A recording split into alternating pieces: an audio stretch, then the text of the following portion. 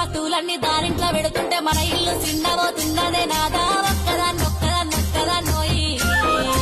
ఒక్కదాన్ని ఉండలేను అరుగు మీద వండలేను చక్కగా మన ఇల్లు దొక్కోయి